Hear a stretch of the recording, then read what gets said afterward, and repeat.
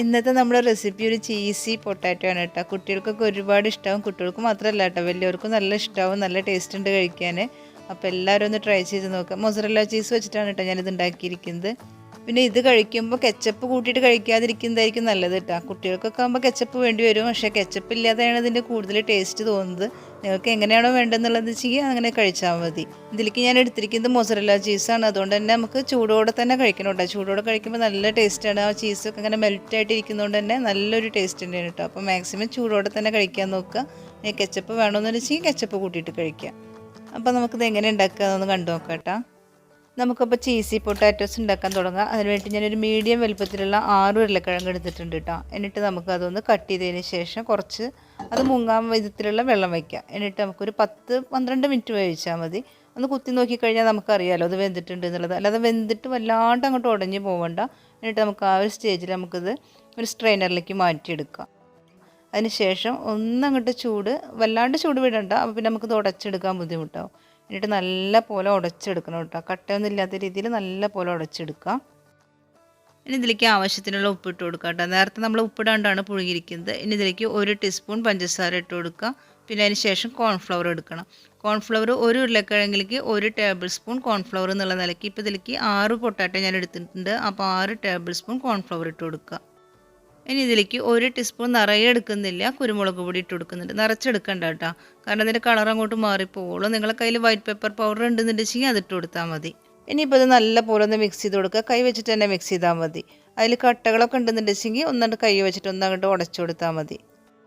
ഇനി ഞാനിതിലേക്ക് 1 cup mozzarella cheese എടുത്തിട്ടുണ്ട്. അത് നമുക്ക് ഈ പൊട്ടാറ്റോയുടെ മിക്സ് ഉണ്ടല്ലോ, അത് നമുക്കൊരു ബോൾ എടുക്കുക. എന്നിട്ടൊരു 1/4 കപ്പിൻ്റെ മെഷർമെൻറ്റ് കപ്പ് ഉണ്ടല്ലോ, അതിൽ വെച്ചിട്ട് ഒന്ന് അളന്നെടുത്താൽ മതി. അപ്പോൾ നമുക്ക് എല്ലാതും ഒരേ വലിപ്പത്തിലുള്ളത് കിട്ടും.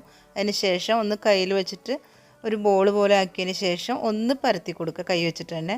എന്നിട്ട് അതിൻ്റെ ഉള്ളിൽ നമുക്ക് എത്രത്തോളം അതിൽ വെക്കാൻ പറ്റുമെന്നുണ്ടെങ്കിൽ അത്രയും എടുത്തിട്ട് മൊസറല്ല ചീസ് അതിൻ്റെ ഉള്ളിൽ വെക്കുക. എന്നിട്ട് അതൊന്ന് കൈ വെച്ചിട്ട് ജോയിൻറ്റ് ചെയ്തിട്ട് നമുക്കൊരു ബോളാക്കുക. അതിന് ശേഷം നമുക്ക് ഒരു പലകയുടെ മുകളിലോ എന്തിൻ്റെങ്കിലും മുകളിൽ വെച്ചിട്ട് നന്നായിട്ടൊന്ന് എല്ലാ ഭാഗത്തേക്കും ഒരേപോലെ ആയിട്ട് നമ്മൾ ഈ ടയർ പത്തിരിയൊക്കെ ഉണ്ടാക്കില്ലേ, അതേപോലെ ആക്കി എടുക്കുക കേട്ടോ. ചീസ് പുറത്തേക്ക് വരരുത്.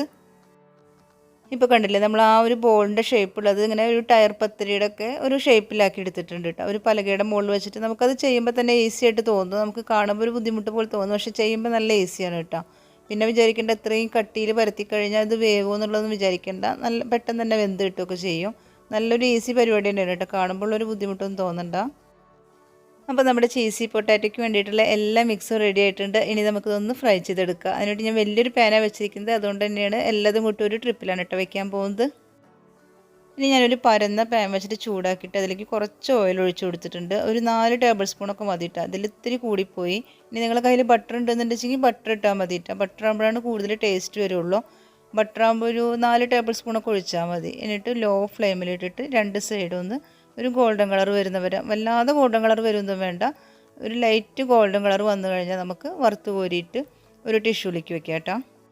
ലോ ഫ്ലെയിമിൽ തന്നെ വെച്ചാൽ മതി. അതിന് ശേഷം 2 ഭാഗം ഒരു 5 മിനിറ്റ് വീതം വേവിക്കുക. അപ്പോൾ തന്നെ ഒരു ഗോൾഡൻ കളർ വരും കേട്ടോ. എന്നിട്ടൊരു 3ാമത് ഒന്നുകൂടെ ഒന്ന് തിരിച്ചിട്ട് കൊടുക്കുക. എന്നിട്ട് നമുക്കത് പെട്ടെന്ന് തന്നെ വറുത്ത് കോരിയിട്ട് ഒരു ടിഷ്യൂലേക്ക് വെച്ചാൽ മതി കേട്ടോ. അല്ലാതെ ഒരുപാട് വേവിച്ചിട്ട് ഇതാവൊന്നും വേണ്ട, പെട്ടെന്ന് തന്നെ വെന്ത് കിട്ടും. നമ്മളിപ്പോൾ ഈ കാണുന്ന പോലെ ഒന്നുമില്ല. അപ്പോൾ നമ്മുടെ ചീസി പൊട്ടാറ്റോയുടെ വീഡിയോ എല്ലാവർക്കും ഇഷ്ടമായെന്ന് വിചാരിക്കുന്നു കേട്ടോ. എല്ലാവരും ഒന്ന് ട്രൈ ചെയ്ത് നോക്കുക, എല്ലാവർക്കും ഇഷ്ടമാവും. സ്നാക്സായിട്ടും ബ്രേക്ക്ഫാസ്റ്റായിട്ടും ഒക്കെ കഴിക്കാം. കാരണം വിശപ്പൊക്കെ മാറുമല്ലോ, പൊട്ടാറ്റോ ആണല്ലോ. അപ്പോൾ എല്ലാവരും ഒന്ന് ട്രൈ ചെയ്ത് നോക്കുക, ചൂടോടെ തന്നെ കഴിക്കുക കേട്ടോ. പിന്നെ വൈറ്റ് പെപ്പർ പൗഡർ ഉണ്ടെന്നുണ്ടെങ്കിൽ അത് നിറയെ ഇട്ടോ എന്ന് പറഞ്ഞു കഴിഞ്ഞാൽ 1 ടീസ്പൂൺ കേട്ടോ. 1 ടീസ്പൂണിലും കൂടണ്ട.